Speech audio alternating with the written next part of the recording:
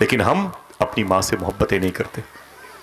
سگا بھائی اپنی ماں کو دوسرے بھائیوں کے حوالے کر کے اپنے گھر میں اپنی بیٹیوں کی شادی رچاتا ہے. بارات آنے والی ہوتی ہے تو اس کے دوست کہتے ہیں تیری ماں کدھر گئی بھائی؟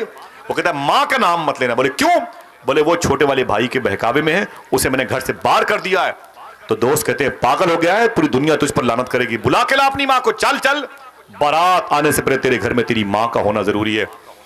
تو بہت دل پہ پتھر باندھ کر یہ ظالم بڑا بیٹا اپنی ماں کے پاس جاتا ہے, کہتا ہے اماں چلو گھر پہ, چلو چلو چلو گھر پہ. تو ماں بیچاری اسی انتظار میں رہتی ہے, ڈر جاتی ہے.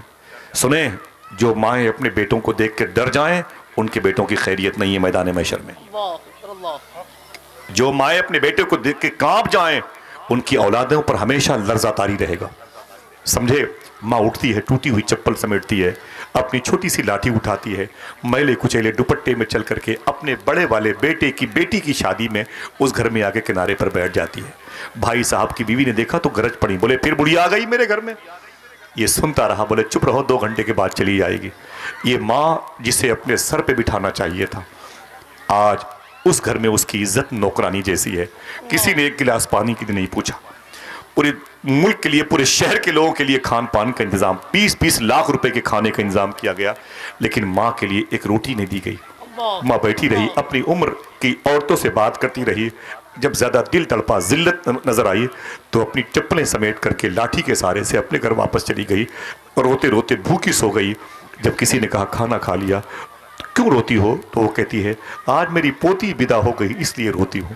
کسی کو کیا پتا یہ تو بھوکی ہے اس لیے رو رہی. کہاں پوچھو علماء کرام سے. 9 سال تک مدرسے میں تعلیم حاصل کی نا, 10ویں سال کسی نے پوچھا بھائی عالم صاحب تمہاری دعائیں قبول ہو رہی ہیں, لگ رہا ہے تم کو اللہ نے اپنا ولی بنا لیا, بتاؤ تو صحیح تمہاری دعائیں کیوں قبول ہوتی ہیں؟ عالم صاحب مچل گئے, بولے ماں کی خدمت کی وجہ سے. کوئی ہے جو سبحان اللہ کہہ دے؟ بولے ماں کی خدمت کی وجہ سے. میری ماں نہیں ہے, 3 سال پہلے میری ماں کا انتقال ہوا تھا. میری ماں امام حسین سے اور غوث پاک سے بڑی محبت کرتی تھی. میری ماں کا انتقال بھی عاشورہ کے دن ہوا. آج میں اپنے باپ کو چھوڑ کے آیا ہوں, سورہ یاسین شریف پڑھ کے آیا ہوں. سمجھ رہے ہاسپٹل میں ہوں. میں دنیا کے کسی جلسے میں نہیں آتا, لیکن ایک سید زادہ ایسا مبارک ہے آپ کے شہر میں سر کے بل آیا ہوں.